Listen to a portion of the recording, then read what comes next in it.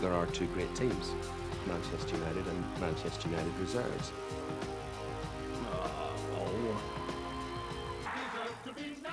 George Best wasn't just a footballer. The people growing up in Belfast, George Best represented the dream. He was a representation or a manifestation of the ticket out of this place, a ticket out of this cauldron, these troubles where people were dying, where people had no hope, where the highest unemployment existed in Europe. And this guy was a world superstar.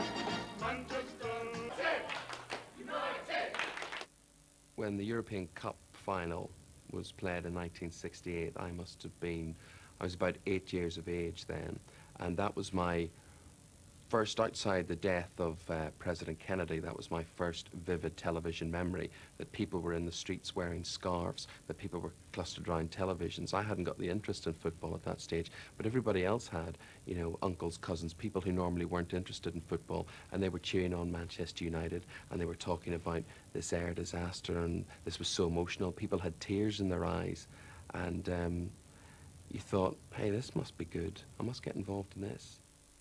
I can remember all the goals, precisely. Apart from Benfica after that. There's such a following of these ABUs, anyone but United. The thing Best and Cantona could both do, that everyone else had to accept, whatever their team, however good their team was, Best and Cantona could both do that. And we could do it with them, because they were better than the rest. They're only interested in success. I think United fans can't decide whether to just keep laughing at the City people or whether to actually feel slightly sorry for them. I think I feel slightly sorry, but that's probably because it makes it even worse when you feel sorry for them. We basically think as City fans that United fans are a bunch of tossers.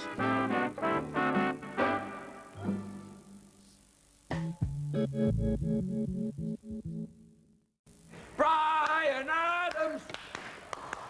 Brian Adams! Oh, yeah, it's Tony Adams, isn't it? Oh, it's like Brian Adams. Brian Adams! Welcome back to BBC.